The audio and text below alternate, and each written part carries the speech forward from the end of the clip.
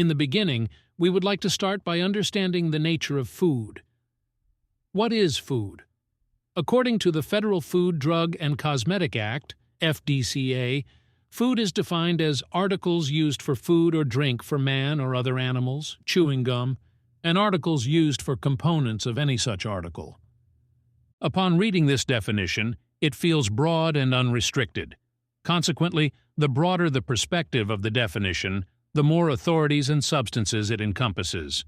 This is because you cannot limit the definition to specific components only. As we read earlier, the definition includes chewing gum.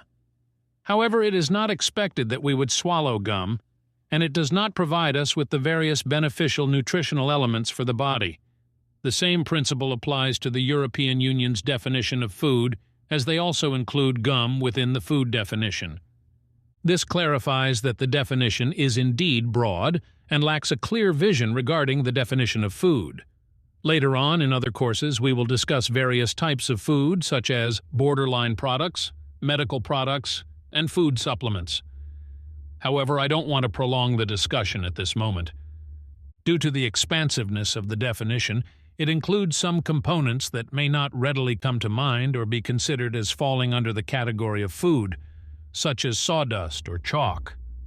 But what does that have to do with food? It has been explained that sawdust can be used to extract cellulose, which can be used as a stabilizer, flavor enhancer, or anti-caking agent.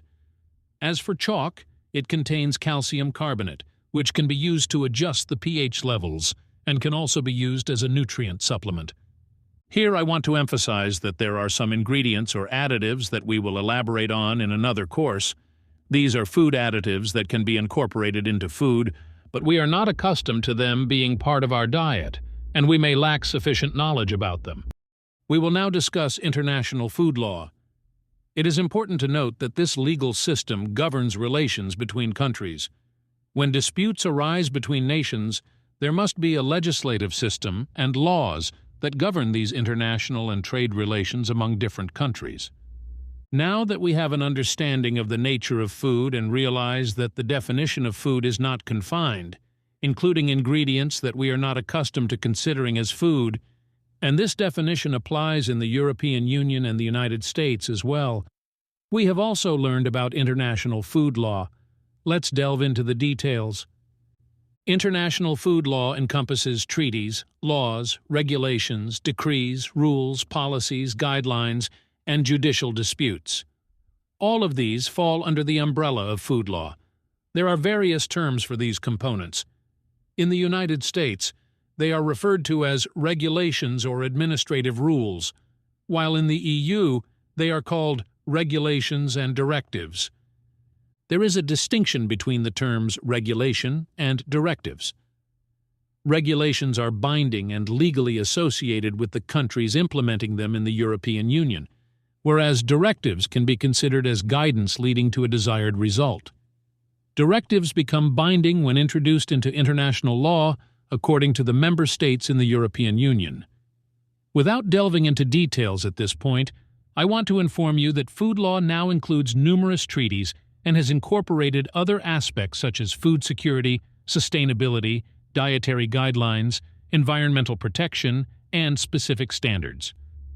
Therefore, food law has now expanded to encompass some of the crucial issues and policies that impact different countries and the planet Earth as a whole. Global food law encompasses definitions and laws that include national and multinational laws.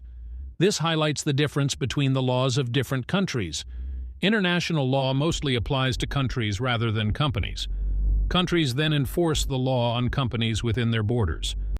For example, if you own goods that will be transferred from Canada to the United States, you must be aware of the laws of both countries, including food law in Canada and the various regulations in the United States. You also need to know product standards and legislation in both countries, along with import and export laws. Understanding the regulatory framework for goods moving from one country to another is crucial. When disputes arise, it becomes evident that these operations are regulated by international agreements and major frameworks that establish crucial rules for different countries. We will explore this in more detail later on.